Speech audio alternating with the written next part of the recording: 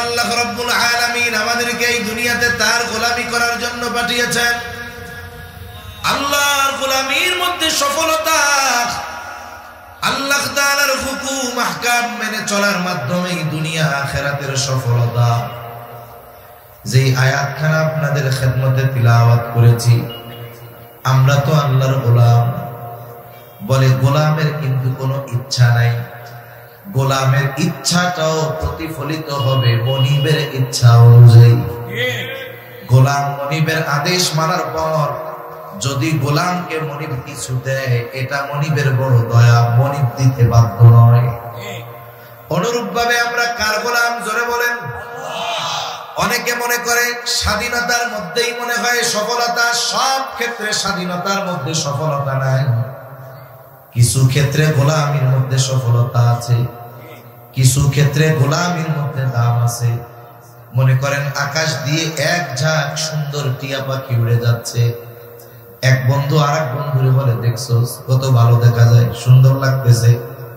ওই বন্ধু এবার বলে, যা তোর কাছে সবগুলা পয়সা দিলাম মাত্র 100 টাকা। কে কিনবে? কিনবে কেউ? দূর বেড়া, 5 টাকা দিয়েও তো আমি এই পাখি কিনবো না। ওই পাখিটাই যদি খাঁচায় আবদ্ধ করে কারো সামনে আনা হয়, 10,000 টাকা দিয়ে কিনবে। এই জন্য কিছু কিছু ক্ষেত্রে আজাদির দাম নাই, বলে গোলামির দাম। আমরা যদি আল্লাহর গোলাম হয়ে যাই তাহলেই মূলত আমাদের দাম। নারী হোক পুরুষ হোক, গোলামি হবে কার? জন্য আল্লাহ তাআলার গোলামি করতে হবে। এজন্য পরিপূর্ণভাবে আল্লাহর গোলামি যদি কোনো ব্যক্তি করে, অনেকে মনে করে আল্লাহর হুকুম আহকাম মেনে চললে শুধু মনে হয় আখিরাতে লাভ। এই চিন্তা যারা করে এটা ভুল। বরং কেউ যদি আল্লাহর গোলামি করে তাহলে আল্লাহ তাআলা দুনিয়া আখিরাত উভয় জাহানে তাকে প্রতিদান দেয়। আল্লাহ তাআলা এই দুনিয়াতে আমাদেরকে পাঠিয়েছেন বিনা কারণে নয়। আল্লাহ তাআলা মহা প্রজ্ঞাময়, হাকিম। আরবিতে একটা কথা আছে, ফিআলুল হাকিম লা ইয়াখলু আনিল হিকমা। মহা প্রজ্ঞাময়ের কোন কাজ হিকমত শূন্য নয়, প্রজ্ঞা শূন্য নয়। অথচ আল্লাহ তাআলা আমার আপনার মতো মানুষ, মাতা পিতার মিশ্রিত তুচ্ছ পানি থেকে আল্লাহ তাআলা আমাকে আপনাকে সৃষ্টি করলেন। অথচ এই ধরনের মানুষ আল্লাহ সৃষ্টি কেন করেছেন? আল্লাহ তাআলা কোরআনুল কারীমের মধ্যে বলেন, ওয়ামা খালাকাতুল জিন্না ওয়াল ইনসা ইল্লা লিয়াবুদুন। মানুষ এবং জিনকে আল্লাহ তাআলা সৃষ্টি করেছেন কেন? একমাত্র আল্লাহ তাআলার ইবাদত করার জন্য। এই জন্য মানুষ হোক সে নারী হোক সে পুরুষ, সে যদি যথাযথভাবে আল্লাহ তাআলার গোলামি করে, সে দুনিয়া আখিরাত উভয় জাহানের কল্যাণ অর্জন করতে পারে। সে আল্লাহ তাআলার প্রিয় পাত্র হয়ে যায়, হোক সে নারী হোক সে পুরুষ। দুনিয়ার মানুষ যদি দুনিয়ার মানুষের গোলামি করে, এতে দাম কমে যায়, ইজ্জত নষ্ট হয়ে যায়। কিন্তু আল্লাহর গোলামি করলে দাম বাড়ে না, কমে। এই পৃথিবীতে এমনও নজির আছে যে দুনিয়ায় যদি একজন মনিবের গোলামি যথাযথভাবে গোলাম করে, সে ওই মনিবের কাছে সকলের চাইতে বিশ্বস্ত হয়ে যায়, প্রিয় পাত্র হয়ে যায়। এই পৃথিবীতে একজন বাদশাহ ছিলেন, তার নাম হলো সুলতান মাহমুদ গজনভী রহমাতুল্লাহি আলাইহি। তিনি এই ভারতীয় উপমহাদেশ 17 বার আক্রমণ করেছিলেন। প্রত্যেকবার বিজয়ী বেশে উনি দেশে পদার্পণ করেছিলেন। এই সুলতান মাহমুদ গজনভীর একজন গোলাম ছিল, তার নাম ছিল আয়াজ। অথচ দেখেন, ইতিহাসের কেউ হয়তো বলতে পারবে না, আমিও পারবো না, আমরাও হয়তো পারবো না যে সুলতান মাহমুদের মন্ত্রীর নাম কি ছিল, জানি না। সুলতান মাহমুদের সেনাপতির নাম কি ছিল, যারে নিয়ে সে 17 বার ভারত আক্রমণ করছে, জানি না। সুলতান মাহমুদের উজিরের নাম ছিল কি, উজিরে আজমের নাম, বলে জানি না। কিন্তু ইতিহাস জানে সুলতান মাহমুদের গোলামের নাম ছিল আয়াজ। আয়াজ সুলতান মাহমুদের গোলামি করার কারণে, যথাযথভাবে গোলামি করার কারণে ইতিহাসের পাতায় সুলতান মাহমুদের পাশে তার নামটা লেখা হয়ে গেছে, কিন্তু সুলতান মাহমুদের মন্ত্রীর নাম তার পাশে নাই। কেন আয়াজের নাম ইতিহাসের পাতায় লেখা হয়ে গেল? বলে সে তো একজন বিশ্বস্ত গোলাম ছিল। এই জন্য সুলতান মাহমুদ যেখানেই যাইতেন সব জায়গায় আয়াজকে সাথে নিয়ে যাইতেন। ওনার অন্দরমহলে যেখানে কেউ প্রবেশ করতে পারত না সেই জায়গায়ও গোলাম আয়াজ। মন্ত্রী, উজির, সেনাপতির এই কাজগুলা, দৃশ্যগুলা ভালো লাগে না। পরস্পর বলা বলি করতেছে, বাদশার মাথা খারাপ হয়ে গেল। কত বড় খানদানের মানুষ সে, বংশীয় মানুষ, আর সব জায়গায় সাথে নেয় গোলামের ঘরের গোলাম। আমাদের চোখে টোকে দেখে না? আমরাও তো সম্মানিত মানুষ, আমাদেরকে সাথে সাথে নিতে পারে না? এই কথাটা আস্তে আস্তে এক সময় সুলতান মাহমুদের কানে পৌঁছে গেছে যে আয়াজকে সাথে রাখার কারণে আমার রাজসভার গুরুত্বপূর্ণ সদস্য যারা, এরা আলোচনা সমালোচনা করতেছে।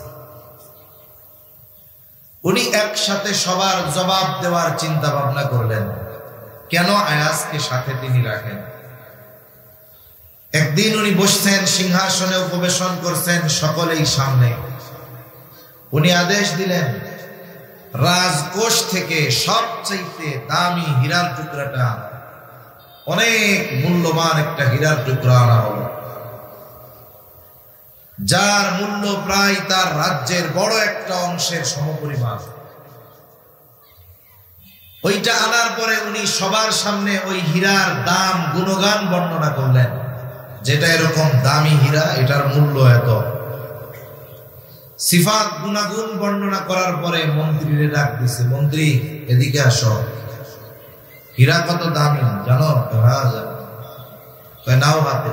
নিচে কয় মারো জমিনে আসা। মন্ত্রী বলে, বাদশাহ এত দামি হীরা আমি জমিনের উপরে নিক্ষেপ করে ভেঙে ফেলতে পারবো না, এটা আমার দ্বারা সম্ভব নয়, আমাকে মাফ করে দেন। কাকুতি মিনতি শুরু করেছে। বাদশাহ মন্ত্রীর আচরণে খুশি হয়ে গেলেন, এক থলে স্বর্ণ মুদ্রা তার হাতে দিয়ে দিলেন। মন্ত্রী মনে করছে আমি আমার এই কাজের দ্বারা বাদশার মন জয় করে ফেলছি। এরপরে ডাকা হলো উজিরকে, উজির আসো, হীরার দাম জানো? বলে হ্যাঁ জানি। নাও ফ্লোরের উপরে নিক্ষেপ করো। বলেন তো, যেই কাজ প্রধানমন্ত্রী করে নাই সেই কাজ কি এই লোক করবে নাকি? ও তো আরো কাকুতি মিনতি বেশি করবে। বাদশাহ খুশি হয়ে গেল, এক থলে স্বর্ণ মুদ্রা হাতে দিয়ে দিছে। এবার সেনাপতিকে ডাক দিয়ে বলে, এদিকে আসো, হীরার দাম জানো? বলে হ্যাঁ জানি। হাতে নাও, নিক্ষেপ করো, জমিনের উপর ভেঙে ফেলো। সেনাপতি বলে, বাদশাহ নামদার, এই সম্পদ অর্জনের জন্য আমরা জীবন বাজি রেখে লড়াই করি। এই সম্পদ উপার্জন করতে গিয়ে জীবনের তোয়াক্কা করি না। এখন এই সম্পদ নিজের হাতে নষ্ট করবো, এটা সম্ভব নয়, আমাকে আপনি মাফ করে দেন। সেনাপতির আচরণে সুলতান মাহমুদ খুশি হয়ে গেলেন, তাকেও এক থলে স্বর্ণ মুদ্রা দিয়ে দেওয়া হলো। উনি ওনার জায়গায় গিয়ে বসলেন। তিনজনে কানাঘুষা করে যে আমরা বাদশার হৃদয় জয় করে ফেলেছি। এইবার পাশে দাঁড়ানো গোলাম আয়াজ, বাদশাহ আয়াজরে ডাক দিয়া বলে, আয়াজ এদিকে আসো। সামনে আসছে। হীরার দাম জানো? বলে না জানি। ধরো, নিক্ষেপ করো, ভেঙে ফেলো।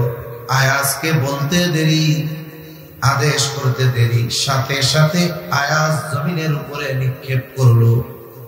হীরাটা টুকরা টুকরা হয়ে গেল। মন্ত্রী বলে, এই জন্যই তো বলছি বাদশাহ, গোলামের ঘরের গোলামরে বেশি লাই দিয়া ফেলছেন, মাথায় তুলে ফেলছেন।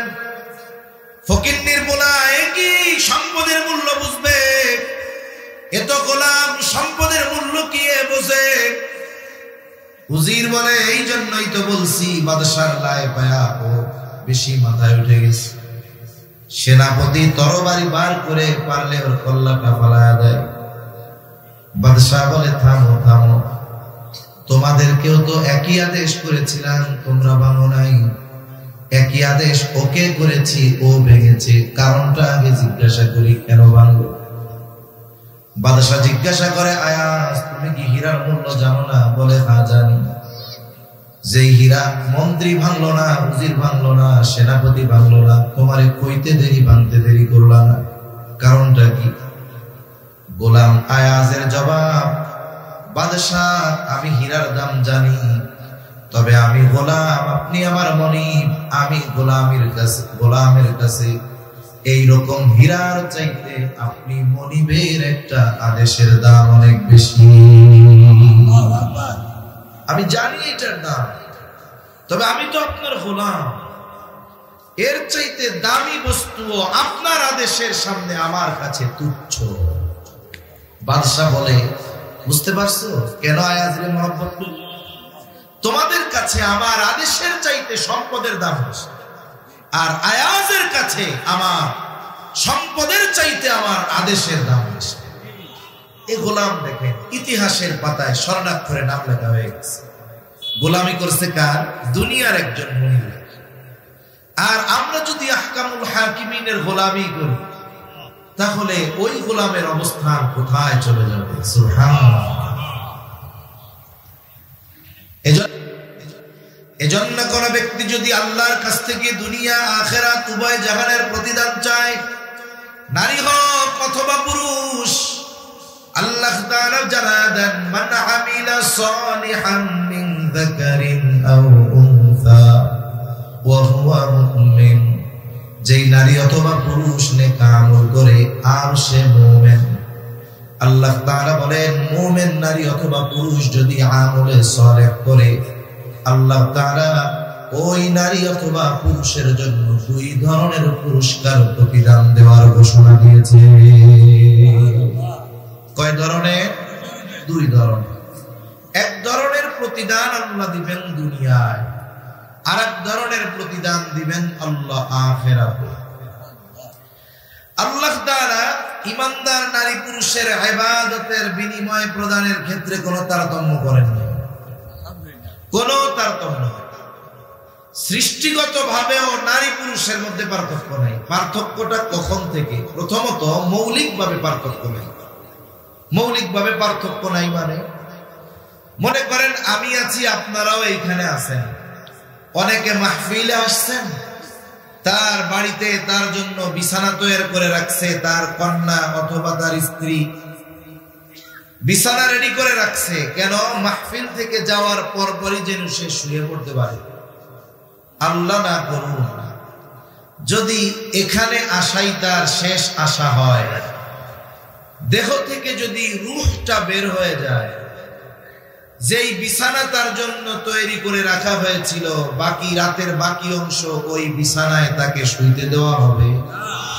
তার টাকার কেনা, তার টাকার খাম, তার টাকার তোষক, চাদর, বালিশ, কম্বল কি করবে? তার লাশের খাটিয়ায় বাইরে শোয়া রাখবে, বাকিরা ভেতরেই থাকবে। তার মানে আমার আপনার এই দেহের বডির দাম ততক্ষণ, বলে রূহ আছে যতক্ষণ, ঠিক কিনা? তাহলে মানুষের মূল কি? বলে মূল হলো রূহ। মূল কি? জোরে বলেন, রূহ। আল্লাহ তাআলা এই রূহের পরিচয় দিতে গিয়ে কিন্তু নারী পুরুষ পার্থক্য তারতম্য করেন। আবার দেখুন, সকল রূহ আল্লাহ একজন থেকে বানিয়েছেন, তবে নারী পুরুষ আল্লাহ দুইজন থেকে বানিয়েছেন।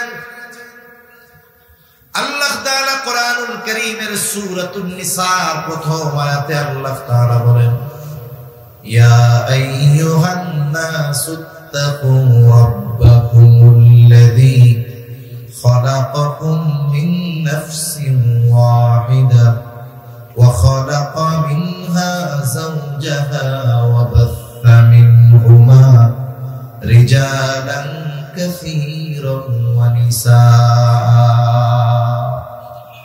আল্লাহ রাব্বুল আলামিন বলেন, হে মানব সম্প্রদায়, ইত্তাকু রাব্বাকুম, তোমরা তোমাদের রবকে ভয় করো।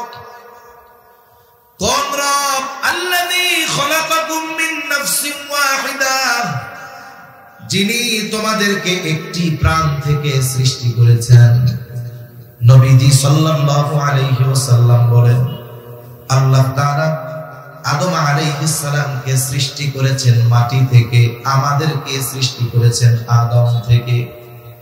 আর এক হাদিসের মধ্যে নবীজি সাল্লাল্লাহু আলাইহি ওয়াসাল্লাম বলেন, আল্লাহ তাআলা আদম আলাইহিস সালামের পৃষ্ঠদেশ তথা পিঠ থেকে কিয়ামত পর্যন্ত যত মানুষ আসবে, যত মানুষ দুনিয়া থেকে চলে গেছে, যত মানুষ দুনিয়ায় আছে, সকলের রূহ আল্লাহ তাআলা আদম আলাইহিস সালামের পৃষ্ঠদেশ তথা পিঠ থেকে আল্লাহ তাআলা বের করেছে। তাহলে নারী হোক আর পুরুষ হোক, সকলের রূহ কয়জন থেকে? এরপর আল্লাহ তাআলা বলেন, ওয়া খালাকা মিনহা যাওজাহা ওয়া বাসসা মিনহুমা রিজালান কাসীরান ওয়া নিসাআ। আল্লাহ তাআলা তার থেকেই তার জোড়াকে বের করেছেন, সৃষ্টি করেছেন। এইবার এই দুইজনের মাধ্যমে আল্লাহ তাআলা এই যে নারী পুরুষের যে গঠন বর্ণগত আকার আকৃতি, এটা আল্লাহ প্রদান করেছেন। আল্লাহ বলেন, এই দুইজনের মাধ্যমে আল্লাহ তাআলা গোটা পৃথিবী ব্যাপী নারী পুরুষের বিস্তার ঘটিয়েছে। কিন্তু মানুষের মৌলিক হলো রূহ। মৌলিক জিনিস কি? রূহ। বের করেছেন আল্লাহ কয়জন থেকে? আবার দেখেন, রূহের পরিচয় আল্লাহ কোরআনে দিয়েছেন। রূহের পরিচয় দিতে গিয়ে আল্লাহ তাআলা নারী পুরুষ আলাদা করেন নাই, সব রূহের পরিচয় একটা। কয়টা? জোরে বলেন, কয়টা? একটা। যখন রাসূলুল্লাহ সাল্লাল্লাহু আলাইহি ওয়াসাল্লামের নবুয়াতের কথা প্রকাশ্যে নবীজি জানায়া দিলেন আল্লাহ তাআলার আদেশে, বনি ইসমাঈলে তো নবী আর আসে নাই, একবারে ইসমাঈল আলাইহিস সালামের পরে নাই, লম্বা গ্যাপ, শেষ নবী মুহাম্মদুর রাসূলুল্লাহ সাল্লাল্লাহু আলাইহি ওয়াসাল্লাম। আর বনি ইসরাঈলে তো নবী আসছে একেবারে ঈসা আলাইহিস সালাম পর্যন্ত। নবীজি বলেন, বনি ইসরাঈল কখনো নবী শূন্য হয় নাই, একজন ইন্তেকাল করেছে তো আল্লাহ আরেকজনের নবুয়ত দিয়েছেন। এখন কুরাইশের মধ্যে নবী না আসতে আসতে এরা নবী কেমন সেটাও চিনে না। এরা মনে করতো নবী মানুষের মতো হয় না। এজন্য আমার আপনার নবীর ব্যাপারে তাদের কথা ছিল এরকম, মালি হাদার রাসূল ইয়াকুলুত তাআমা ওয়া ইয়ামশি ফিল আসওয়াক। বলে, এটা কেমন রাসূল, এ দেখি খাবারও খায়, বাজারেও যায়, বিয়ে শাদিও করে। আবার নবীজির চারিত্রিক ব্যাপারে তাদের চাইতে ভালো কেউ জানে না। তারা দুইজন প্রতিনিধি পাঠায় দিল মদিনায়, কারণ ওইখানে আহলে কিতাবরা আছে, খ্রিস্টান ইহুদিরা আছে, তাদের উপরে ঐশী কিতাব নাজিল হয়েছে। তারা বলতে পারবে কোন ব্যক্তি নবী, কোন ব্যক্তি নবী না। এইবার তারা গিয়া তাদের কাছে বলল, আমাদের মক্কায় একজন লোক নিজের নবী দাবি করে, এখন সে আসলে নবী কি নবী না এটা কেমনে বুঝবো? এইবার তারা ওই দুইজনকে তিনটি প্রশ্ন শিখায়া দিছে। কয়টা প্রশ্ন? সামনে থেকে জোরে বলেন, কয়টা? বুঝতেছে নাকি? তাকবীর দেন একটা, নারায়ে তাকবীর। তিনটা প্রশ্ন শিখায়া দিছে। একটা হলো আসহাবে কাহাফের ব্যাপারে, আরেকটা হলো যুলকারনাইন আলাইহিস সালামের ব্যাপারে, আরেকটা হলো রূহের ব্যাপারে, যে রূহ কি জিনিস। এই তিন প্রশ্ন শিখায় দিয়া বলছে যে এই তিন প্রশ্নের জবাব যদি ওই ব্যক্তি দিতে পারে সে নবী, কোনো সন্দেহ। কারণ এই তিন প্রশ্নের জবাব দেওয়ার জন্য নবী হওয়া লাগবে। ওহী বিহীন এই তিন প্রশ্নের জবাব দেওয়া সম্ভব নয়। আর ওহী তার কাছেই আসবে যিনি নবী, ঠিক কিনা বলুন? এইবার এই তিন প্রশ্ন শিখে তারা চলে আসছে নবীজি সাল্লাল্লাহু আলাইহি ওয়াসাল্লামের কাছে। তিন প্রশ্ন তারা জানায় দিল। প্রতিদিন জিবরাইল আলাইহিস সালাম নিয়ে আসে। নবীজি এই ধারাবাহিকতার দিকে খেয়াল করে বললেন, ঠিক আছে, আগামীকাল তোমাদের প্রশ্নের জবাব দেওয়া হবে। বললেন আগামীকাল দেওয়া হবে। গোটা উম্মতের শিক্ষার জন্য আল্লাহ তাআলা কত সুন্দর ব্যবস্থাপনা করেছে। আগামীকাল চলে আসলো, কাফেররা প্রশ্নের জবাবের জন্য মুখিয়ে আছে, কিন্তু জবাব যেখান থেকে আসবে জবাব আসে নাই। ওহী আসা বন্ধ। কোন মুফাসসির বলেন প্রায় 15 দিন ওহী আসা বন্ধ। ওহী আসে না, নবী জবাবও দেন না। এদিক দিয়া কাফেররা আনন্দ উল্লাস শুরু করে দিয়েছে। নবী হইলে কইতে পারতো, আসলে নবী না। 15 দিন পর আল্লাহ তাআলা 3 প্রশ্নের লম্বা জবাব সহকারে পাঠিয়ে দিলেন। আমাদের জন্য গুরুত্বপূর্ণ একটি শিক্ষা আল্লাহ দিয়ে দিলেন। আল্লাহ তাআলা বলেন, ওয়ালা তাকুলান্না লিশাইইন ইন্নী ফাইলুন যালিকা গাদা ইল্লা আইয়াশা আল্লাহ। আপনি কখনো এমনটা বলবেন না যে এটা আমি আগামীকাল করব, বরং কি বলবেন? ইনশাআল্লাহ। একটু চিন্তা করছেন, ভবিষ্যতের কোন কাজ করার ক্ষেত্রে ইনশাআল্লাহ বলা এর শিক্ষা দিয়েছেন কে? আরো জোরে বলেন, কে শিক্ষা দিয়েছেন? অথচ ইসলাম বিদ্বেষীরা আমাদের এই পরিভাষাগুলোকে তারা বলতে চায় জঙ্গিবাদীর আলামত। নাউজুবিল্লাহ বলেন। অথচ আমরা মুসলমান, আমাদের প্রতিনিয়ত খাবার যেমন জরুরি, এই পরিভাষাগুলো আমাদের জীবনের জন্য জরুরি।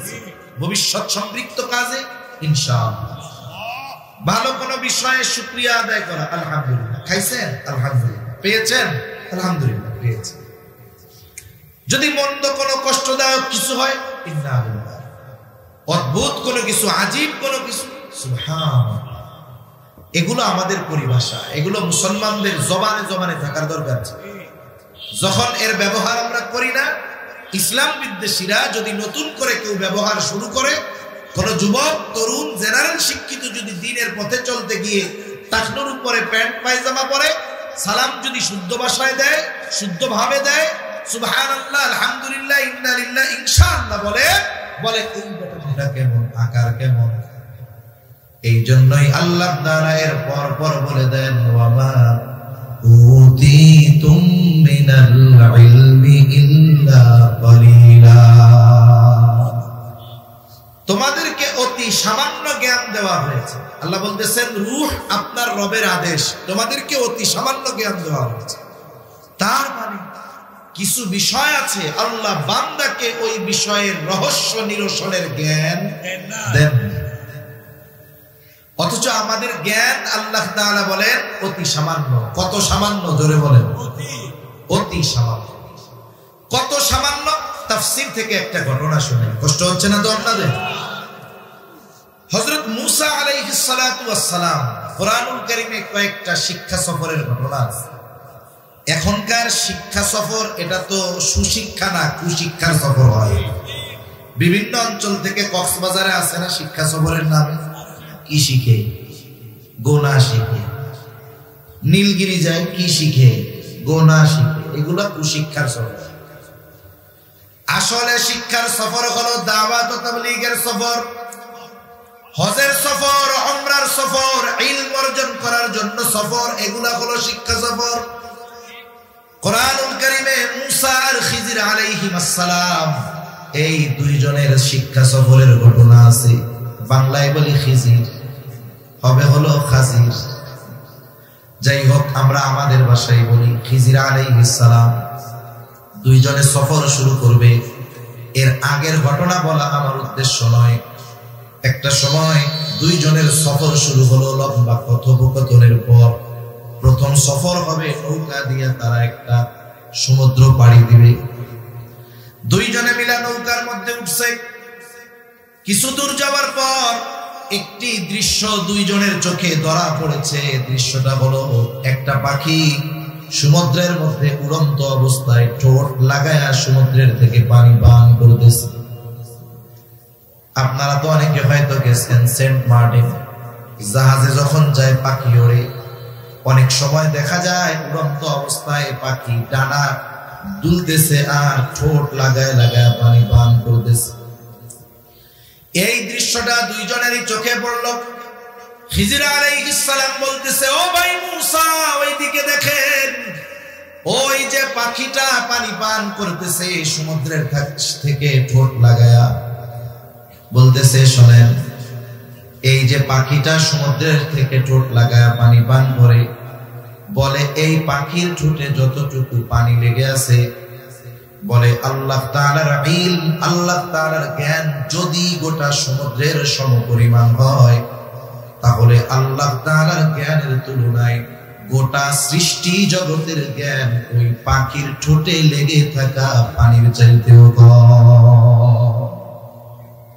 এবার বলেন, আল্লাহ বলেছেন ওয়ামা উতিতুম মিনাল ইলমি ইল্লা কলিলা, তোমাদেরকে অতি সামান্য জ্ঞান দেওয়া হয়েছে। বলে কত সামান্য? ওই সামান্য জ্ঞান কত সামান্য এটা নির্ণয় করার জ্ঞানও আমাদের নেই, ঠিক কিনা বলেন? অথচ আমরা মানুষ একটু কিছু পড়ালেখা করলেই আমার চেয়ে বড় কে আছে, আমি সবচেয়ে বড় হয়ে গেছি। এজন্য আমরা যদি অনুধাবন করতে পারতাম যে আমরা কত ক্ষুদ্র, কত তুচ্ছ, তাহলে আমাদের দিলের মধ্যে কোনো অহংকার জাগ্রত হতো না। তাহলে রূহের পরিচয়ের কথা থেকে গেছি, কথার মূল জায়গায় খেয়াল রাখতে হবে। তাহলে বলতেছিলাম যে নারী হোক আর পুরুষ হোক, সকলের রূহ আল্লাহ বের করেছেন কয়জন থেকে? নারী হোক আর পুরুষ হোক, সকলের মূল জিনিস রূহের পরিচয় আল্লাহ কয় ধরনের দিয়েছেন? এক। এরপরে আল্লাহ তাআলা আদম আর হাওয়া আলাইহিস সালাম এই দুইজনের মাধ্যমে আল্লাহ তাআলা নারী পুরুষের গঠনগত কিছু পার্থক্য রেখেছেন। নারী আর পুরুষের মধ্যে গঠনগত পার্থক্য লম্বা ব্যাখ্যা করে বলার প্রয়োজন নাই। নারী সন্তান ধারণে সক্ষম, পুরুষ সন্তান ধারণে সক্ষম নয়। সন্তানকে নারী দুধ পান করাতে সক্ষম, পুরুষ সেটাতে সক্ষম নয়। এই ধরনের কিছু পার্থক্য আছে। শরীয়তের মধ্যেও বড় পার্থক্য নাই, তবে একটা দুইটা পার্থক্য পরিলক্ষিত হয়, বেশি বলবো না। এক নাম্বার, একজন নারী সে যখন প্রাপ্তবয়স্কা হয়ে যায়, বালেগা হয়ে যায়, ওই সময় থেকে নিয়ে 50-55 বছর পর্যন্ত সে যদি সুস্থ থাকে, অথবা যদি সে গর্ভবতী না হয়, অথবা সন্তান প্রসবকালীন পরবর্তী কিছু সময়কাল ছাড়া ওই নারী যদি সুস্থ থাকে, বলে প্রতি মাসে 3 থেকে 10 দিন তার একটা অসুস্থতা হয়। এই সময়গুলোতে আল্লাহ তাআলা তার নামাজ মওকুফ করে দিয়েছেন, কাজা করা লাগবে না। এটা হলো একটা পার্থক্য। আরেকটা পার্থক্য বলি, যেটা নিয়ে ইসলাম বিদ্বেষীরা ইসলামের উপরে আঘাত হানে বেশি। বলে ইসলাম সম্পদ বন্টনের ক্ষেত্রে নারীদেরকে ঠকাইছে। জোরে কর নাউজুবিল্লাহ। এত আস্তে কইলেন কেন? জোরে কর। ইসলাম কি ঠকিয়েছে নাকি? প্রথম বিষয়, যদি যুক্তির আলোকে ধরে নেওয়া হয়, যুক্তিকে যদি সামনে রাখা হয়, আল্লাহর ফয়সালা যেটা ইমানদার সেটা মেনে নিবে। তবে যুক্তির আলোকে এটাই বাস্তবতা যে নারীকে যে পুরুষের অর্ধেক দেওয়া হয়েছে, এটা বেশি দেওয়া হয়েছে। কেন? যুক্তি বলে তো পাওয়ার কথা ছিল না, এরপরে আল্লাহ দিছে, এটাই সিদ্ধান্ত। কোন কারণে? যুক্তি কেন বলে? আপনি আমাকে শরীয়তে এমন একটা খাত দেখান, এমন একটা জায়গা দেখান, যেই জায়গায় নারীকে টাকা পয়সা ব্যয় করার জন্য ইসলাম বাধ্য করেছে। দেখান, আছে? একটাও আছে? তাইলে যার ব্যয় নাই তার টাকার দরকার। পুরুষের ব্যয়ের খাতের শেষ আছে? শরীয়ত কোন জায়গায় বাধ্য করছে যে এই নারী, তুমি তোমার স্বামীর খরচ সব দিয়া ব্যবস্থা তোমার করতে হবে? বলছে কোনদিন? শরীয়ত কোন মেয়েকে বলছে যে তুমি তোমার বাবার সব খরচ চালাতে বাধ্য? বলছে? বলে না। যুক্তি বলে যে তাইলে তো তার পাওয়ার কথা ছিল না।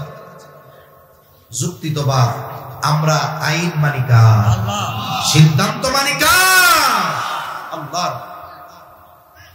যারা বলে ইসলাম নারীকে ঠকিয়েছে, আসলে তারা ইসলাম পূর্ববর্তীকালীন নারীর অবস্থা জানে না।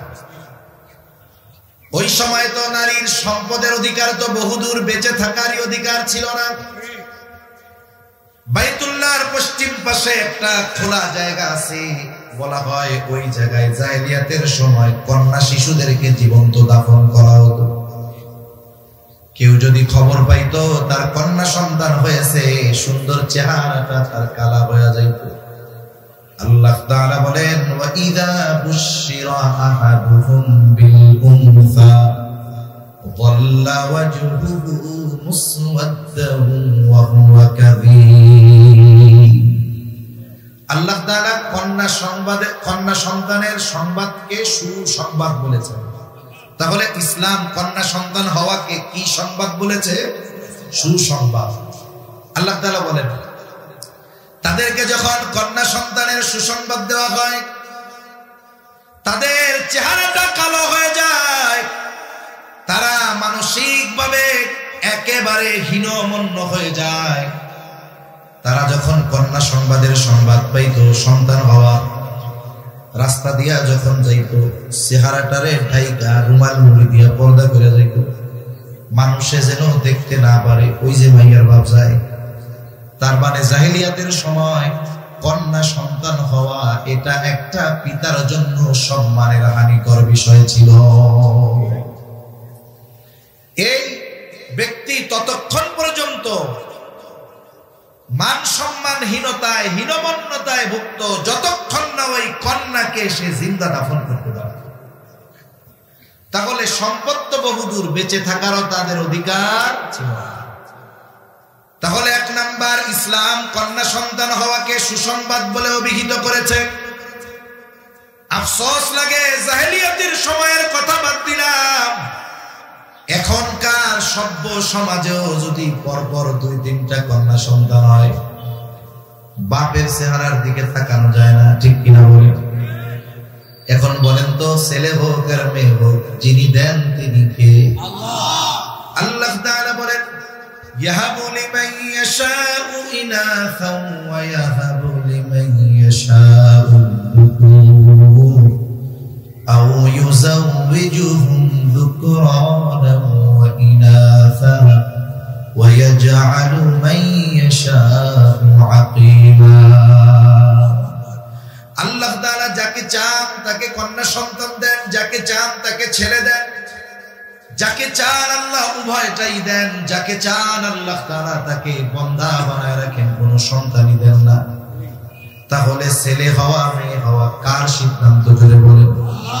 এখন যদি কেউ কন্যা সন্তান হওয়ার পরে বেজার হয়ে যায়, তাহলে সে কার সিদ্ধান্তের উপরে অসন্তুষ্ট হয়? আরো জোরে বলেন কার? এখন আসেন, এটা তো ইমানের কথা। এবার হলো লজিক কি বলে, সায়েন্স কি বলে, চিকিৎসা বিজ্ঞান বলে। আমাদের সমাজে তো কন্যা সন্তান হওয়ার কারণে দোষ দেওয়া হয় নারীকে, ঠিক না?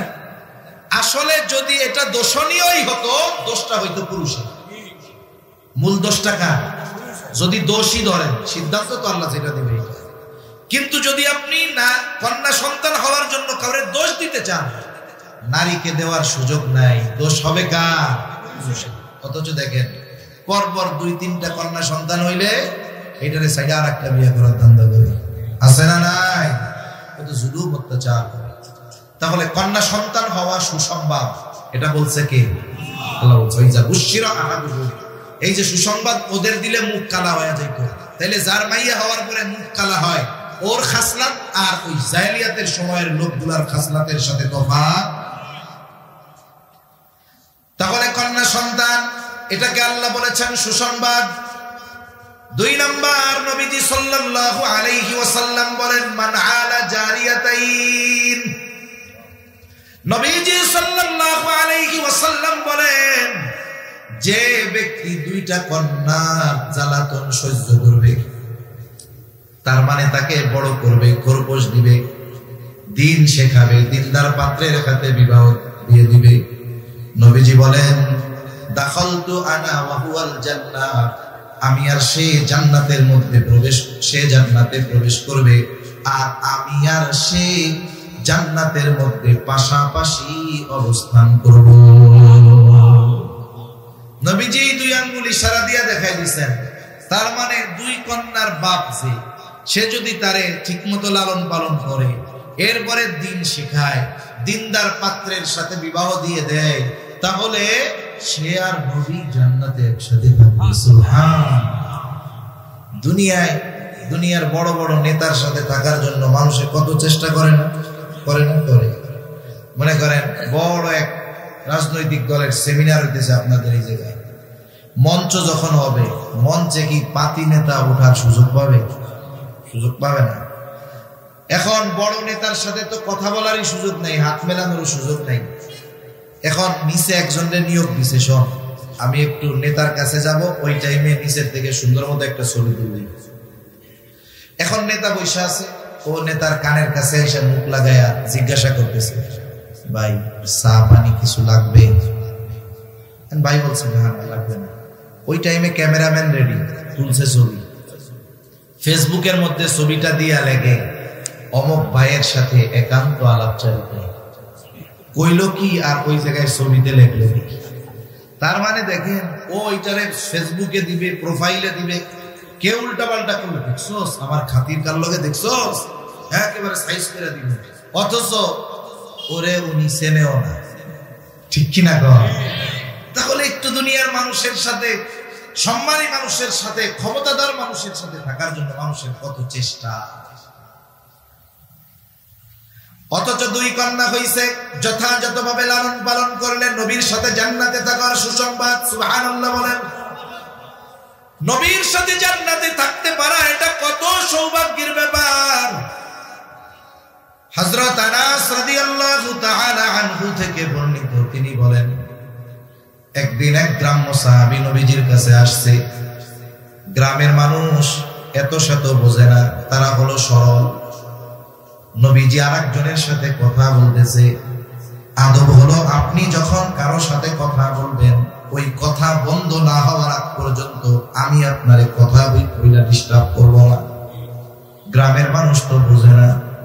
নবীজি ওই ব্যক্তির সাথে কথা বলতেছে, আর ওই গ্রাম্য লোকটা গিয়া নবীজির জিজ্ঞাসা করে, ইয়া রাসূলুল্লাহি মাতাসসা, হে আল্লাহর রাসূল সাল্লাল্লাহু আলাইহি ওয়াসাল্লাম, কিয়ামত কখন হবে?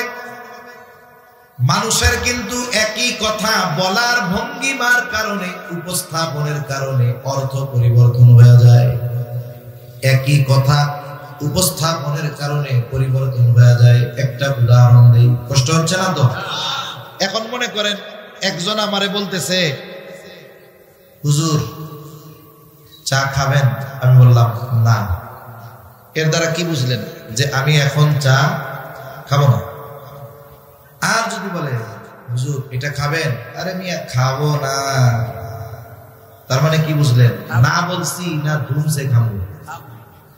এর দ্বারা দেখেন বাচন ভঙ্গির কারণে একই কথা অর্থ পরিবর্তন হয়ে গেছে।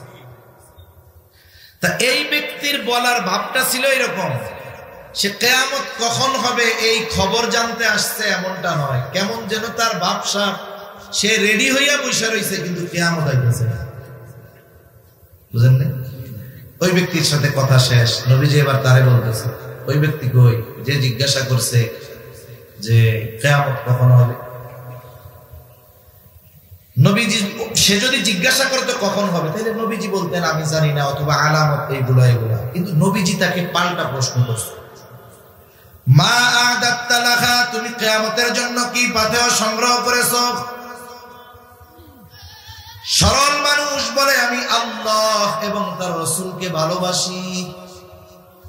নবীজি বললেন, আল মারউ মা'a মান আহাব্বা, যে যাকে মহব্বত করে ভালোবাসে তার সাথে অবস্থান করবে। প্রশ্ন ছিল কি কিয়ামত কখন হবে? শেষ জবাব হইল কি? বলে যে যাকে মহব্বত করে তার সাথে অবস্থান করবে। তার মানে ওই ব্যক্তি প্রশ্ন করেছে একটা, কিন্তু উদ্দেশ্য ছিল তার আরেকটা। হযরত আনাস রাদিয়াল্লাহু তাআলা আনহু বলেন, নবীজির মুখে যখন এই কথা শুনলাম, যে যাকে মহব্বত করে তার সাথে অবস্থান করবে, তিনি বলেন এই কথা নবীজির মুখে শুনে আমরা এতটা খুশি হয়েছি, ইসলাম গ্রহণের পরে আর কোনো কথায় এত খুশি আমরা হই না। আমরা তো জান্নাতে যাওয়ার চিন্তা করি, সাহাবায়ে কেরাম চিন্তা করতো জান্নাতে যে যামু ওই জায়গায় কি নবীরে দেখতে পারবো। তাদের চিন্তা ছিল নবীর সাথে থাকতে পারবো কিনা। তাহলে দুই কন্যার বাপ যে, তার জান্নাতে নবীর সাথে থাকার সুযোগ আছে না? না। তিরমিজির হাদিস, নবীজি সাল্লাল্লাহু আলাইহি ওয়াসাল্লাম বলেন, যার তিনটা কন্যা অথবা তিনটা ভগ্নী আছে, বোন আছে, এদেরকে দিন শিখাইছে, দিনদার পাত্রের সাথে বিবাহ দিয়ে দিছে, কিয়ামতের দিন এই তিন কন্যা তার জন্য জাহান্নাম থেকে আড়াল হয়ে দাঁড়াবে। জাহান্নামে যাওয়ার ক্ষেত্রে অন্তরায় হয়ে যাবে। যদি পিতা গুনাহগার হয়, এই কন্যা সন্তানগুলো তার জান্নাতে যাওয়ার ক্ষেত্রে দেয়াল হয়ে দাঁড়িয়ে যাবে। এখন বলেন, ইসলাম নারীর হক সম্মান প্রতিষ্ঠা করেছে, ঠিক কিনা বলেন? যারা বলতে চায় ইসলামে নারীর অধিকার নাই, আমি বলি ইসলামের আগেই নারীর অধিকার ছিল। এরপরে দেখেন, ইসলাম তো নারীকে দিয়েছে পুরুষের অর্ধেক, কিন্তু নারীর ক্ষেত্রে কোন জায়গায় খরচ করাকে ইসলাম বাধ্য করে নাই। একটা মেয়ে যখন জন্ম নেয়, সর্বপ্রথম তার পরিচয় হয় সে কারো না কারো কন্যা, ঠিক কিনা বলেন? বাবার ঘরে মেয়ে যখন থাকে, বলে যতদিন মেয়ের বিবাহ না হবে ততদিন ওই মেয়ের খরচ চালাতে বাধ্য বাবা।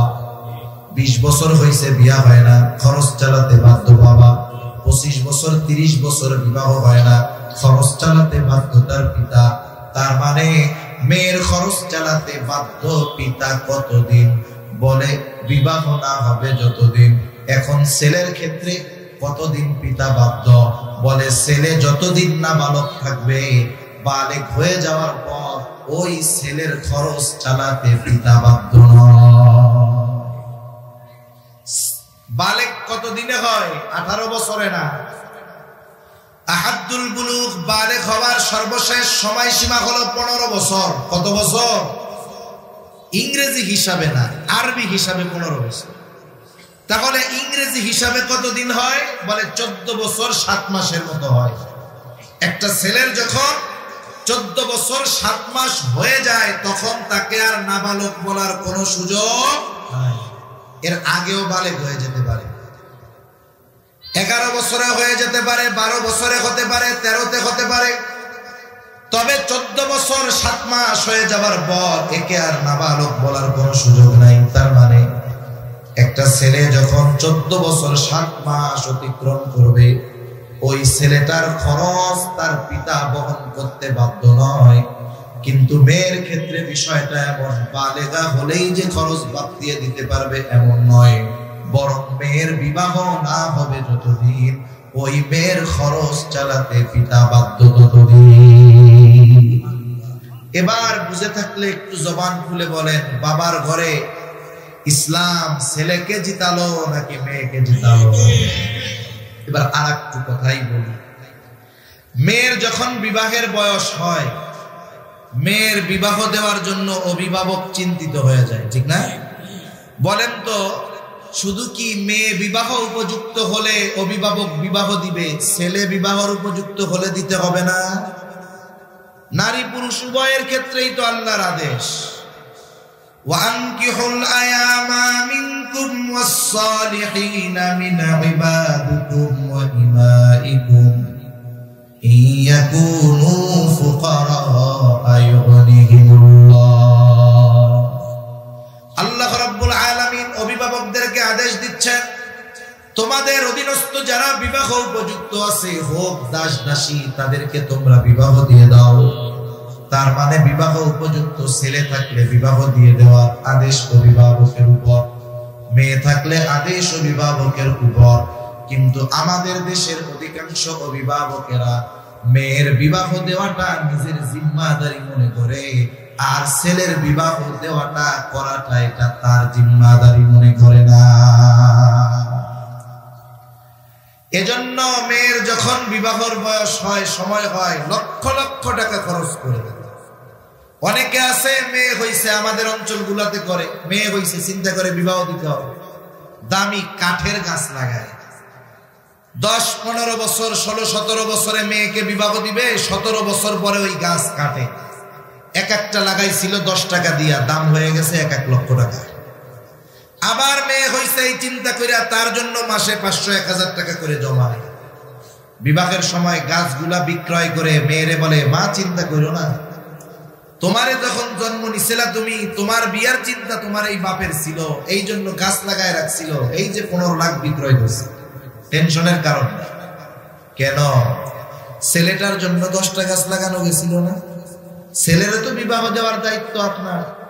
10টা গাছ লাগাইয়া বিবাহের উপযুক্ত হলে এই গাছ বিক্রয় করে টাকা দিয়ে তারে বলতে পারতেন, ব্যবসা বাণিজ্য করো, বিবাহের উপযুক্ত হয়েছে, বিবাহ করো।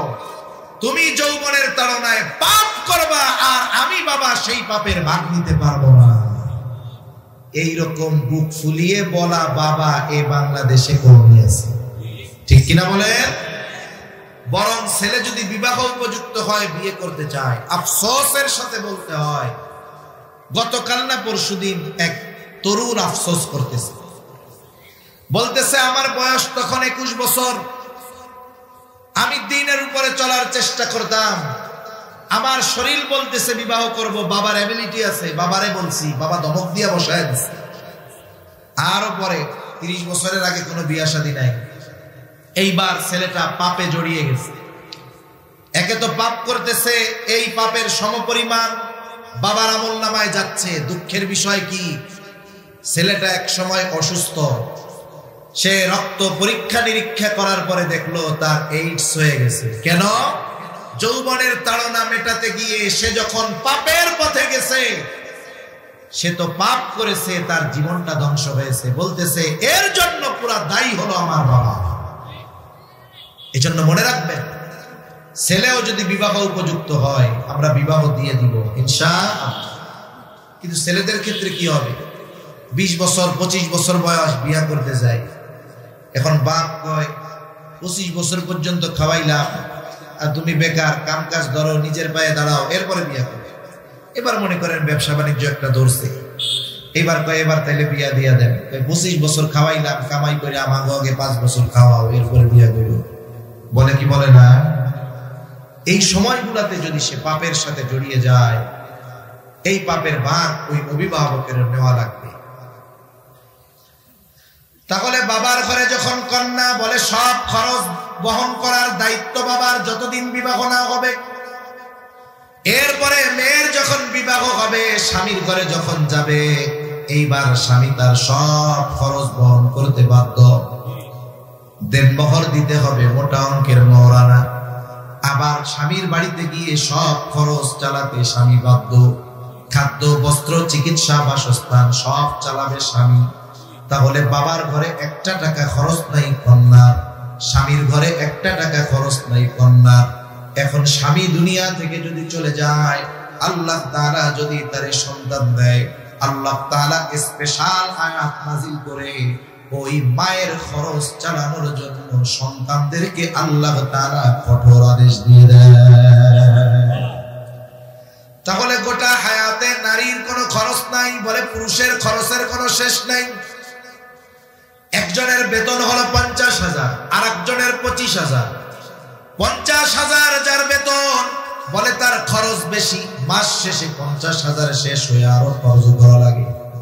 কিন্তু যার বেতন 25,000, তার 10,000 15,000 মাস চলে যায়, মাস শেষে আরো 10,000 ডানে থাকে।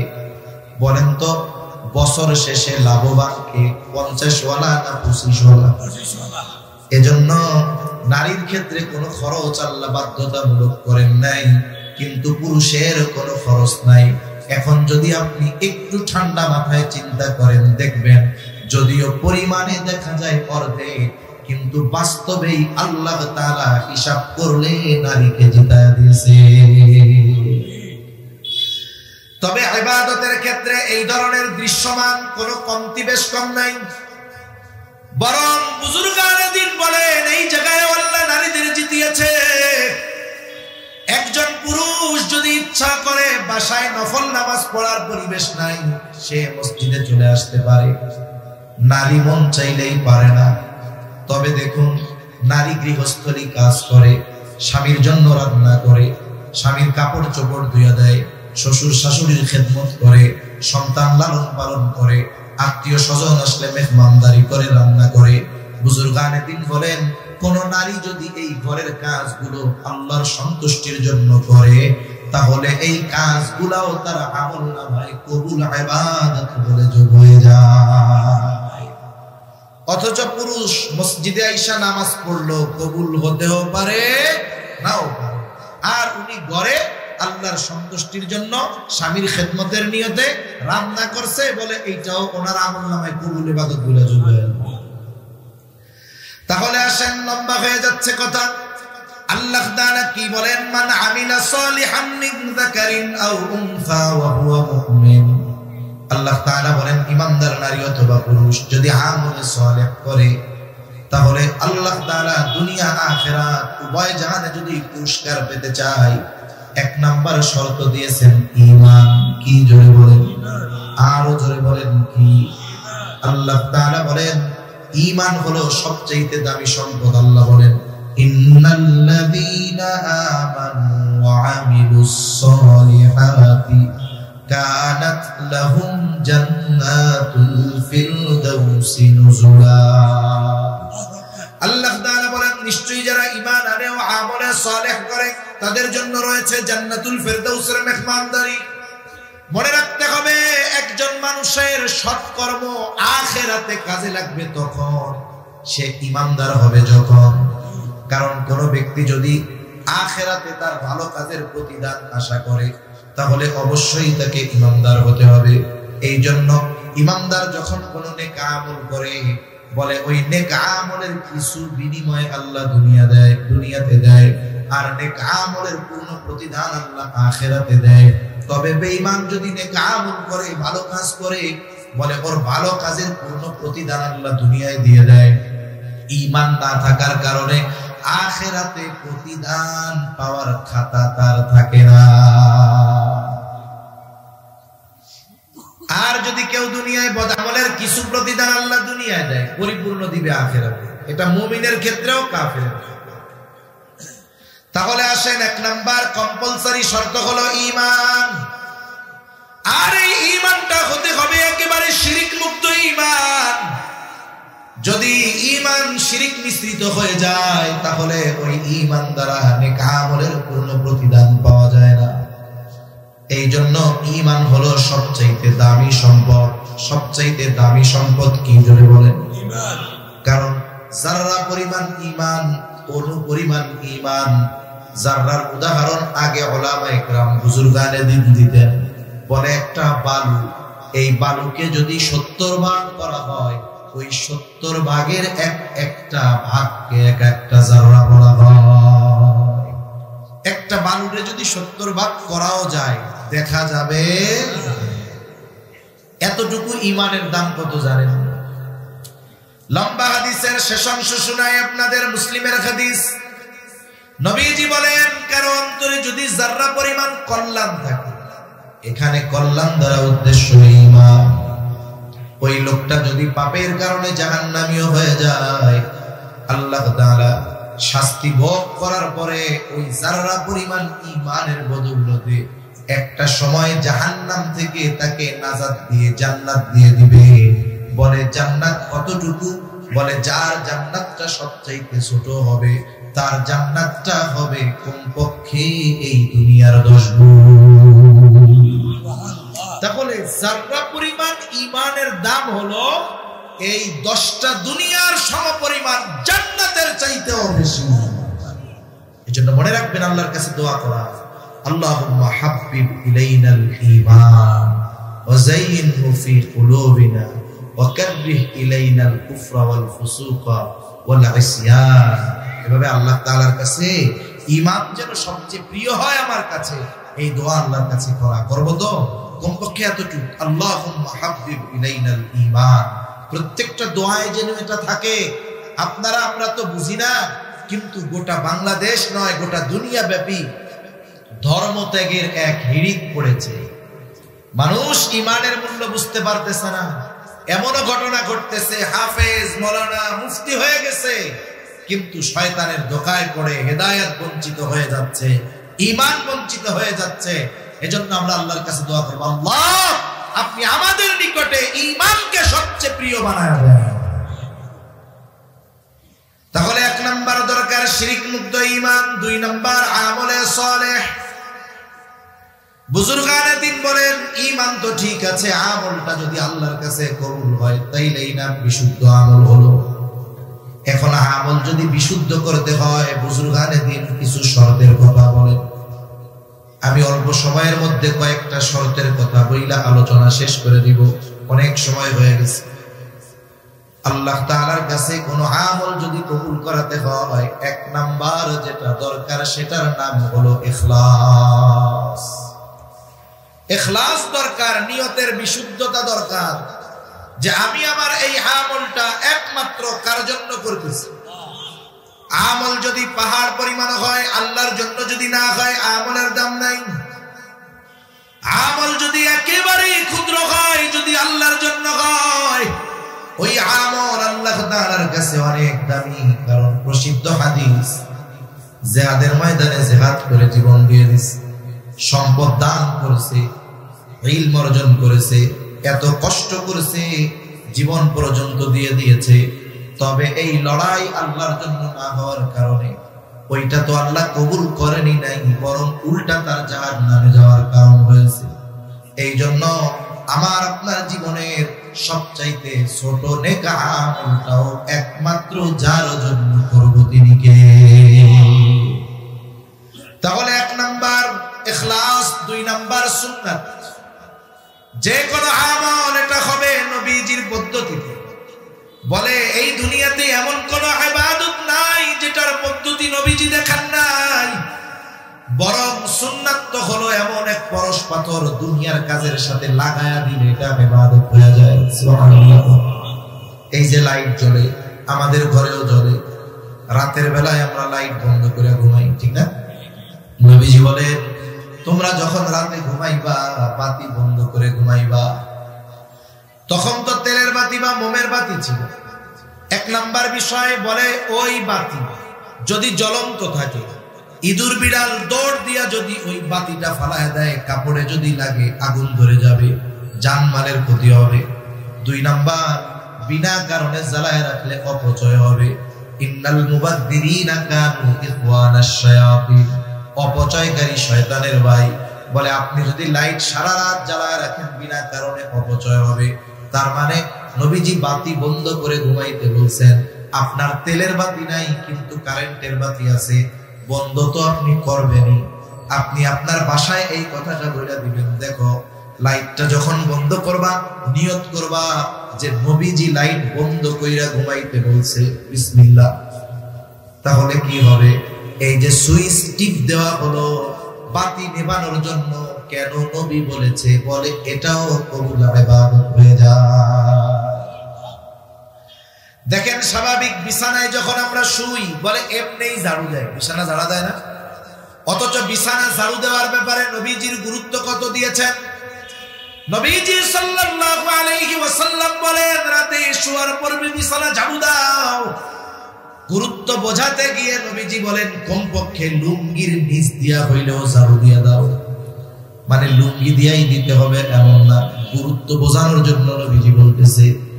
আপনার ঘরে আপনার ঘরওয়ালি আপনার কন্যা বিছানা ঝাড়ু দেয়, স্বাভাবিক, একটু বইলা দিবেন শোনো, ঝাড়ুটা যখন দিবা শুধু নিয়ত করবা এটা নবীজি বলেছেন বিছানা ঝাড়ু দিয়া ঘুমাইতে, বিসমিল্লাহ। তাহলে এই দুনিয়ার কাজটা নবীর তরিকায় হওয়ার কারণে বিছানা ঝাড়ু দেওয়াটাও ইবাদত হয়ে যায়। তাইলে বিছানা ঝাড়ু দেওয়ার সুন্নাত তরিকা যেখানে আছে, তাইলে ইবাদত, নামাজ, রোজা, হজ, যাকাত সহ যত ইবাদত আছে এগুলার পদ্ধতি নবীজি জানায় দিয়েছেন না। এজন্য ইবাদত হবে নবীজির তরিকায়, সুন্নাত মতে। 3 নাম্বার গুরুত্বপূর্ণ একটি পয়েন্ট, বলে আপনি আমি ইবাদত করব, ওই ইবাদতের মাসলা মাসাইল জানতে হবে। এখানেই আসলো ইলমের কথা। ইলম, তলাবুল ইলমি ফরিদাতুন আলা কুল্লি মুসলিম। দ্বীনি ইলম শিক্ষা করা প্রত্যেক মুসলমান নরনারীর উপরে ফরজ। দ্বীনি ইলমের দুইটা স্তর, বলে একটা হলো ফরজে আইন আর একটা হলো ফরজে কিফায়া। ফরজে কিফায়া কারে বলে আমরা সকলে কম বেশি জানি। এক এলাকায় একজন মানুষ মারা গেছে, কেউ দাফন কাফনের দায়িত্ব নেয় না, জানাজা হয় না, বলে সবগুলা গুনাহগার হবে।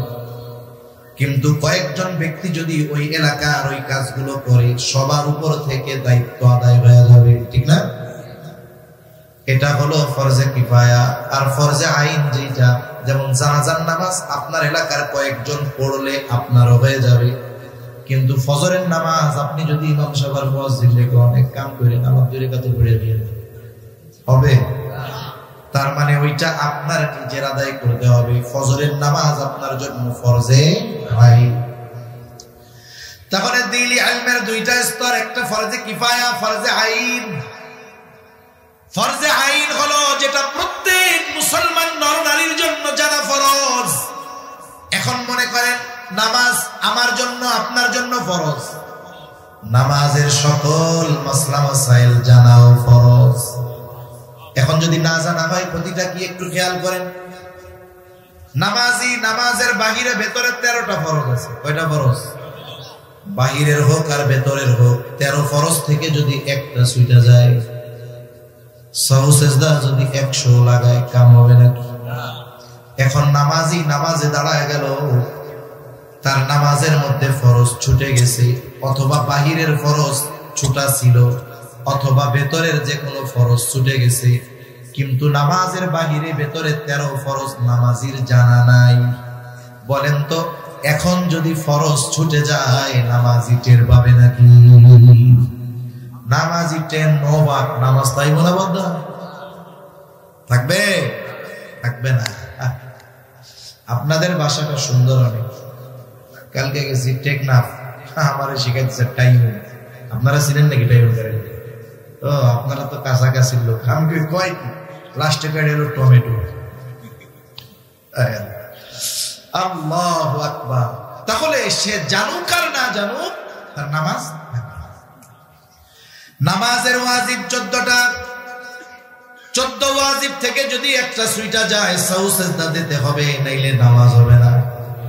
এখন নামাজি নামাজের ওয়াজিব গুলো জানে না। বলেন তো ওয়াজিব ছুটলে কি সে টের পাবে নাকি? সে টের পাক আর না পাক সাহু সেজদা তো দিবে না, তার নামাজও হবে না। নামাজ ভঙ্গের 19টা কারণ। বলে 19 কারণ থেকে যদি একটা কারণ পাওয়া যায় নামাজ ভঙ্গ হয়ে যাবে।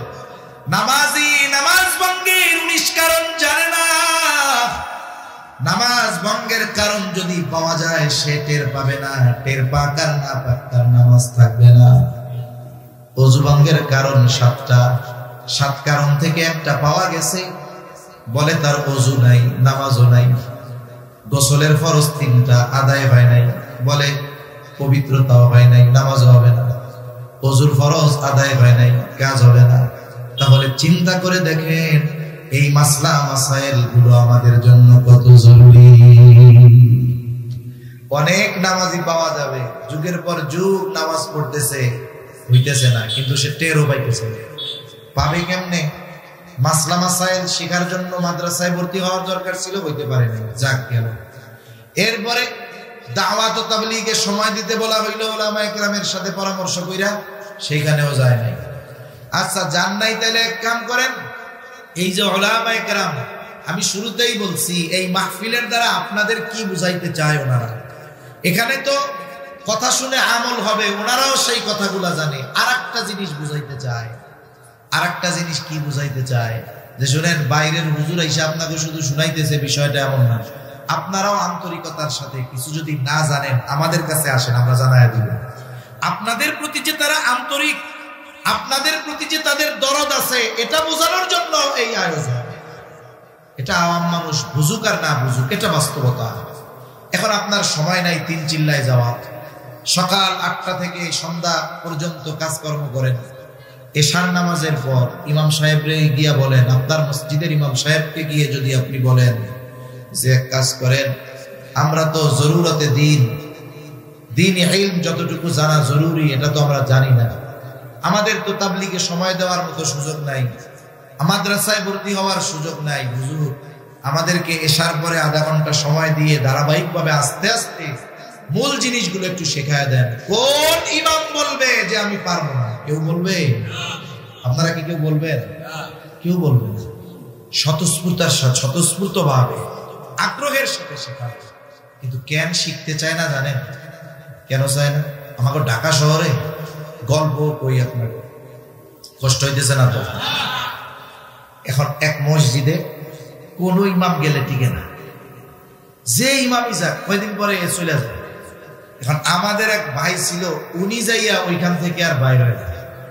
জিজ্ঞাসা করলাম, ভাই এই মসজিদ হলো এলাকায় মার্কা মারা, যে হুজুরি আসুক টিকে না, তা আপনি টিকলেন কেন? সিস্টেম আছে। কি করছেন? কয় আমি আইসা প্রথম দিনই মুসল্লিদের বলছি যে যেহেতু নামাজ আমি পড়াই, আপনারা পড়েন, আমার দায়িত্ব হলো আপনাদেরকে মাসলা মাসাইল সব শেখানো। এটা ফটর ফটর করে ওর দাঁড়া করে দিচ্ছে, ফটর ফটর বন্ধ হয়ে গেছে। ফটর ফটর কি হয়ে গেছে? পরের দিন আমার রুমে আরো হাতিয়া লই আসে, এটা আমার বড় মুড়ি। এখন আমরা কি চিন্তা করি, আমি যে দুয়াই কুনুত পারি না, আমার যে সূরা ফাতিহা শুদ্ধ নাই, এটা যদি আমার ইমাম জানে তাইলে আমার গলার উঁচু থাকবে নাকি? ইজ্জত বাঁচাইতে গিয়া সূরা শুদ্ধ করে নাই। নামাজ ভঙ্গের 19 কারণের প্রথমটা হইল নামাজে অশুদ্ধ পড়া। ঠিক কিনা কোন? ইমামের পেছনে যেমন তেমন চালাই দিলেন, কিন্তু নিজে যেটি পড়েন এটি যাইব করবে। এজন্য কি দরকার? ইমামের সাথে লজ্জা না করে বলেন তো, এই যে কেরাতে অশুদ্ধ হলো, নামাজগুলো তো হবে না, কোনো সন্দেহ আছে? এখন নামাজ হইল না, আখেরাতে জান্নাত দিয়া দিবে, কি করবে? মুগুর আছে না নাই? এখন আপনি তো দুনিয়ায় লজ্জা করে ইমাম সাহেবের কাছে যান নাই যে আমার অশুদ্ধ পড়া, যদি যাই না যাই ইজ্জত থাকবো। এখন বলেন, আখেরাতে তো সাইজ খাওয়া লাগবে, আখেরাতে সাইজ খাওয়া ভালো না দুনিয়ায় একটু লজ্জা পাওয়া ভালো? এই তো দুনিয়ায় একটু লজ্জা আমি পাই, অসুবিধা কি? ইমাম সাহেবের কাছে গিয়ে আমি শিখে নিলাম। এই যে রোজার মাস আসতেছে, কোরআন নাজিলের মাস, যারা আমরা আছি সাধারণ, আমরা কমপক্ষে চেষ্টা করব সূরা ফাতিহাটা শুদ্ধভাবে, সাথে সাথে কমপক্ষে আরো 4টা সূরা শুদ্ধভাবে ইমাম সাহেব হুজুরের কাছ থেকে শিখে নেওয়া। মাসলা মাসাইল গুলো জানা, কোনটা ফরজ কোনটা ওয়াজিব এগুলো জানা। কি করলে ওযু ভেঙে যাবে, ওযুর ফরজ কি, গোসলের ফরজ কি, তাহারাত সম্পৃক্ত মাসলা মাসাইল গুলো জানা খুব জরুরি। কারণ তাহারাতের পরবর্তীতেই না ইবাদত। আপনার যদি তাহারাত পবিত্রতা অর্জন না হয় তাহলে ইবাদতই তো হবে। এজন্য এই মাসালাগুলো জানার দরকার আছে না নাই?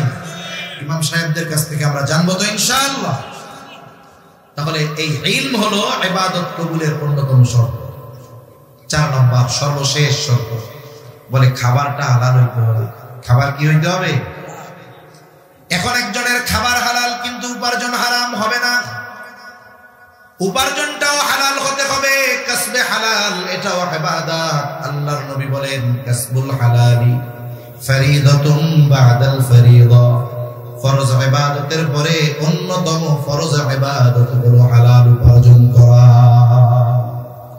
এজন্য বুজুর্গানে দিন বলেন, কোন ব্যক্তি যদি 5 ওয়াক্ত নামাজ যথাযথভাবে আদায় করে, নফল ইবাদত করতে পারে না, কিন্তু সে হালাল উপার্জনের নিয়তে হালাল কর্ম করে, বলে তার এই হালাল উপার্জনের নিয়তে হালাল কর্ম, এটাও তার আমল নামায় ইবাদত বলে যোগ হয়ে যায়।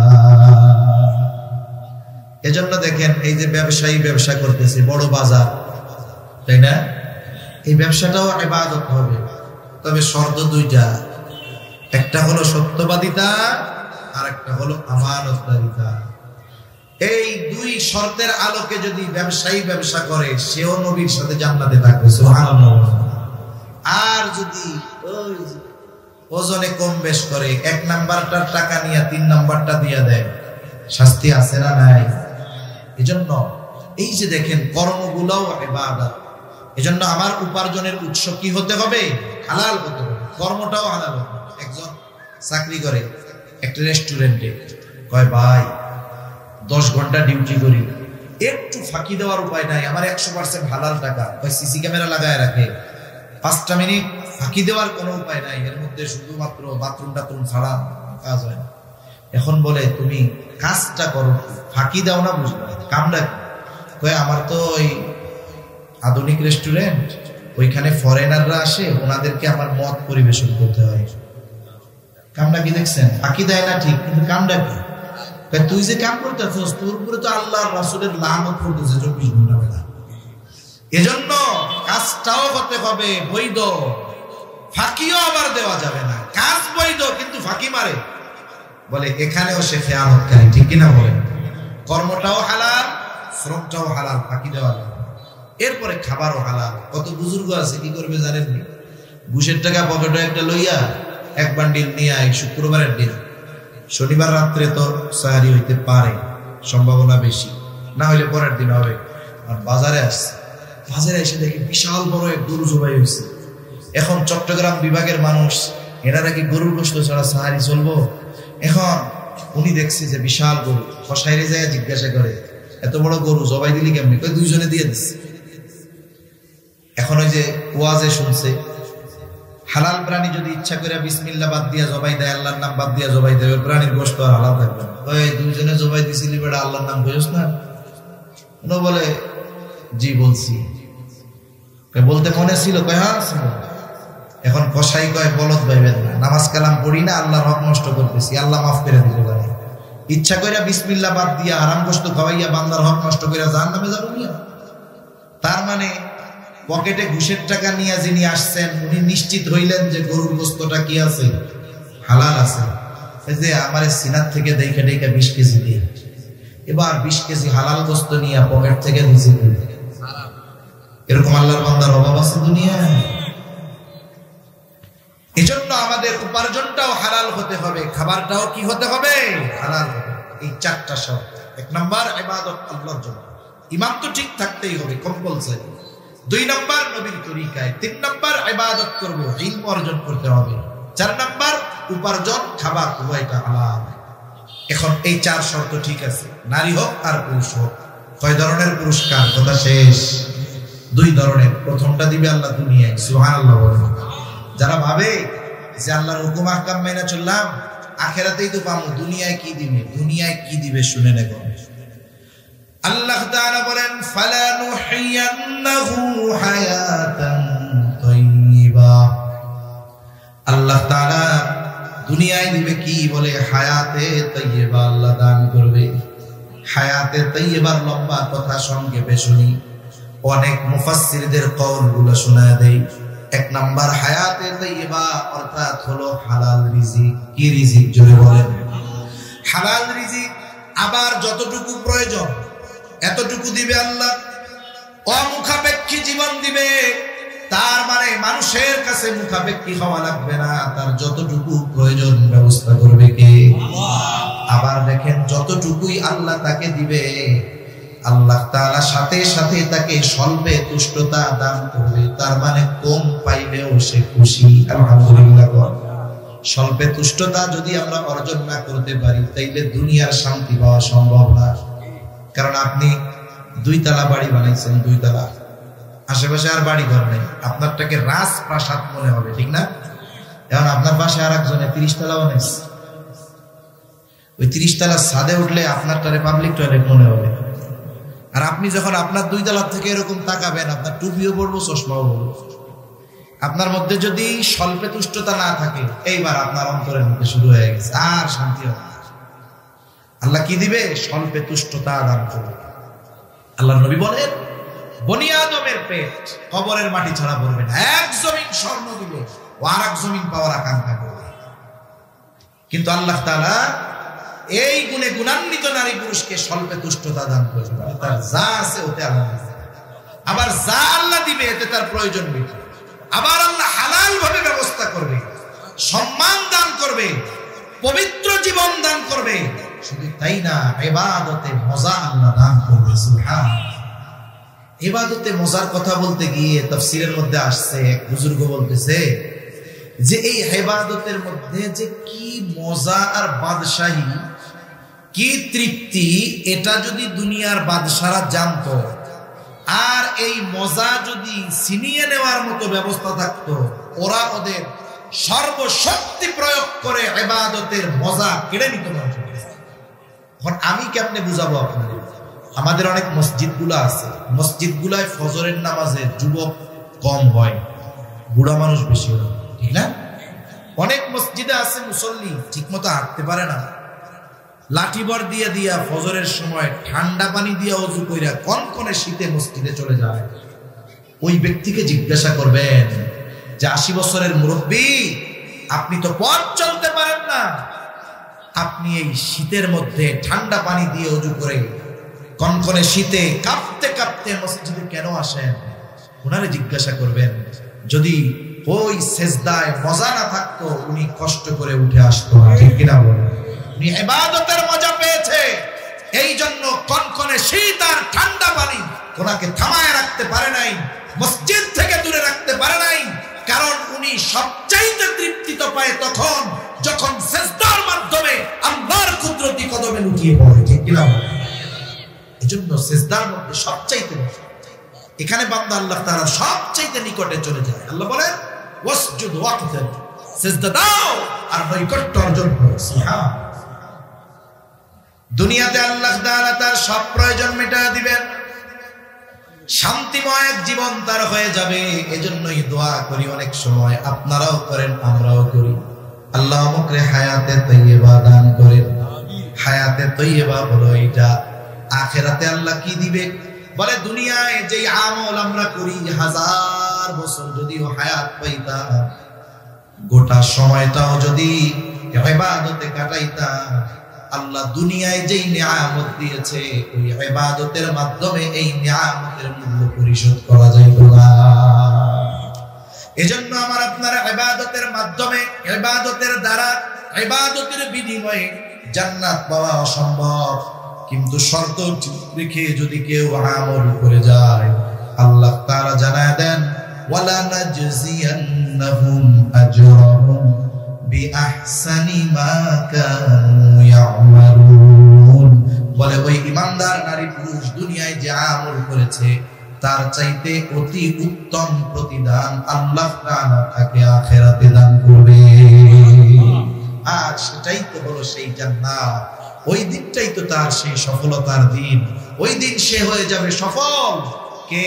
ফামান যুহজিহা আনিন নার ওয়া উদখিলাল জান্নাতা ফাকাদ ফাজ। তাকে তো জান্নাতে প্রবেশ করানো হবে, অথচ ওই জান্নাতে যাওয়া দুনিয়ার ইবাদত দিয়ে সম্ভব ছিল না। কিন্তু সে এই দুই শর্তগুলো ঠিক রেখে ইবাদত করার কারণে আল্লাহ আখিরাতে তার ইবাদতের তুলনায় বহুগুণ উত্তম প্রতিদান তাকে দান করবে। এখন এই যে রমজান মাস চলে আসছে না, একেবারে এই শর্তগুলো ঠিক রেখে সাথে সাথে রমজান মাস হবে কোরআনময় রমজান। আমরা উলামায়ে কেরামের সাথে, ইমাম সাহেবদের সাথে সম্পর্ক রেখে এই রোজার মাসটা দুপুরের পরে মসজিদে গড়াগড়ি দিয়া না কাটাইয়া ইলম অর্জনে, কোরআন শিক্ষায়, সহিহ শুদ্ধ পড়ায়, মাসলা মাসাইল শেখার মাধ্যমে কাটাবো তো ইনশাআল্লাহ। আমাদের সাথে উলামায়ে কেরামের সাথে সম্পৃক্ততা বেশি দরকার। ইসলাম বিদ্বেষীদের যত মিশন আওয়ামকে গোমরা করা, এর মধ্যে অন্যতম মিশন হলো আলেমদের থেকে আওয়ামকে দূরে সরায় দেওয়া। আলেমদের থেকে আওয়ামকে দূরে সরায় দেওয়া।